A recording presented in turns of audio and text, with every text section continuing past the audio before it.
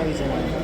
आज डॉक्टर अजय सिंह चौटाला जी के जो हमारे राष्ट्रीय अध्यक्ष हैं, मेरे परम आदरणीय हैं, उनके आशीर्वाद से, पूर्व मुख्यमंत्री आदरणीय दुष्यंत सिंह चौटाला जी के आशीर्वाद से, और ये सीनियर साथी दोनों हमारे जिला प्रधान रोहतक से दलबीर जी, जज्जर से संजय दलाल जी, और प्रदेश के उपाध्यक्ष बड़े भाई अभिमन्यु राव जी, मेरे बड़े भाई राजेश सैनी जी, जिन्होंने रोहतक शहर से चुनाव लड़ा था, इन साथियों के चरणों में बैठ के चुनाव लड़ना है मुझे। इन्होंने ही नामांकन करवाया है और सभी साथियों ने मिलकर नामांकन करवाने का काम किया। पूरी युवा टीम आई हुई है। हम गांव-गांव जाएंगे, घर घर जाएंगे, शहर के हर वार्ड में जाएंगे। हमारा विजन है क्षेत्रीय दल ही क्षेत्रीय समस्याओं को समझ सकता है। राष्ट्रीय पार्टी हमेशा राष्ट्रीय मुद्दों की बात करती है। हमें पता है क्षेत्र में मुद्दे क्या हैं, क्षेत्र में समस्याएं क्या हैं। क्षेत्रीय मुद्दों को लेकर चुनाव लड़ेंगे, घर घर तक जाएंगे, लोगों को समझाएंगे। एक क्षेत्रीय दल ही, एक साधारण परिवार का बच्चा ही आपका भला कर सकता है। लेकिन जो बीजेपी और कांग्रेस के हैं, बड़ी बड़ी पार्टियां हैं, उनको कितनी चुनौती मानते हैं उम्मीदवारों को? राजनीति में बड़ा कोई नहीं होता। राजनीति में बड़ा वो होता है जिसके साथ लोग खड़े होते हैं। पिछली बार अरविंद शर्मा जी के साथ लोग खड़े थे तो वो सांसद बन गए थे। उससे पहले मेरे बड़े भाई दीपेंद्र सिंह हुड्डा जी के साथ खड़े थे तो वो सांसद बन गए थे।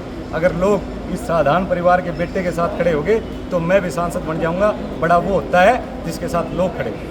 लेकिन दीपेंद्र हुड्डा ये कहते हैं कि भाई जो जेजेपी ने जो वोट हासिल किए पिछले 2019 में, तो वो बीजेपी के खिलाफ थी कि भाई इनको कुछ आएंगे जुमना पार, लेकिन चुनाव के बाद बन गए पक्के यार।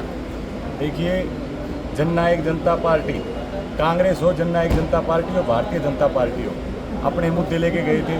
उससे पहले लोकसभा का चुनाव भी हमने लड़ा। उससे पहले 2014 में जब हमारी पुरानी पार्टी हुआ करती थी, वो कहते हैं कि हमारी वोट खराब करने आई। उनको बताना चाहूँगा 2014 में हमारी 1,86,000 वोट आई थी रोहतक लोकसभा से। उससे पहले 1,40,000 आई थी 2009 में। हम मजबूती से चुनाव लड़ेंगे। जो पिछले आंकड़े हैं उनसे कहीं आगे आके आप देखना।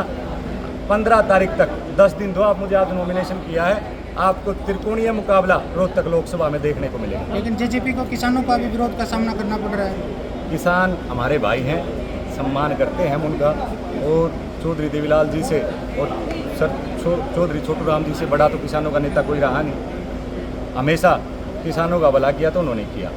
अगर कोई हमसे नाराज़ मिला, मुझे तो लगता नहीं, अब तक मैं 70 गांव कवर कर चुका हूं कि नाराज़ है। फिर भी कोई नाराज़गी होगी, अपनों से नाराज़गी होती है। जाएंगे, उनको मनाएंगे, हाथ पैर जोड़ेंगे, उनके चरणों में बैठ के चुनाव लड़ेंगे। किसानों को बताएंगे एक साधारण परिवार का बच्चा ही किसान का भला कर सकता है। सोने में के पालने में पैदा होने वाला कभी भला नहीं कर सकता। अच्छा, जो गठबंधन टूटा है उसका कारण क्या रहा था? गठबंधन हमने तो सच्ची निष्ठा से गठबंधन हम निभाया, लेकिन भारतीय जनता पार्टी के लोग ये चाहते थे कि जननायक जनता पार्टी का संगठन उनकी जय बोले। जननायक जनता पार्टी का संगठन मजबूत है, भारतीय जनता पार्टी से मजबूत है। ये हम चुनाव में उनको दिखाने का काम। रोहतक सीट देना चाहते थे, लेकिन रोहतक से क्यों किनारा किया? कहाँ किनारा गया? आपका ये भाई साधारण परिवार का बेटा चुनाव मैदान में है। हमने किनारा नहीं किया। हमने तो ये दिखाया कि एक तरफ तो पूर्व मुख्यमंत्री का लड़का जो 3 बार लोकसभा का सांसद रहा है, अब राज्यसभा का सांसद है, वो है मैदान में। एक तरफ जो 4 बार सांसद रहे वो है मैदान में, और एक तरफ एक ड्राइवर का बेटा है मैदान में। हमने तो ये दिखाया। डॉक्टर अजय सिंह चौटाला जी की हमेशा नीति रही है कि साधारण परिवार के बच्चों को कोई आगे बढ़ाता है तो जननायक जनता पार्टी बढ़ा सकती है। लेकिन जीतने के बाद कहीं फिर बीजेपी में तो शामिल नहीं हो जाओगे? हमारा मुख्य एजेंडा है रोहतक लोकसभा का विकास करवाना। जो विकास कराएगा, अगर मैं सांसद बन के जाऊँगा, विकास की तरफ ध्यान दूँगा। मुझे अगर अवसर मिलता है, मेरा काम है रोहतक लोकसभा के लोगों का काम करवाना। मैं दूसरी बातों में नहीं जाऊंगा। बाकी फैसला पार्टी जो करेगी उनको करना है, लेकिन मेरा एजेंडा जो है रोहतक की जो जन समस्या है उनका समाधान करवाना है।